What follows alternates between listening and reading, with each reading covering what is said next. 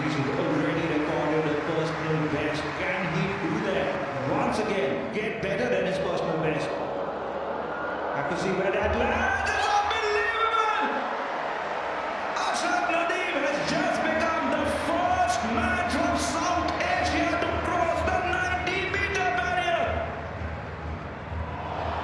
This is incredible! Arshad Nadeem has just scripted history. It is 90.1 and it is a games record and more than that.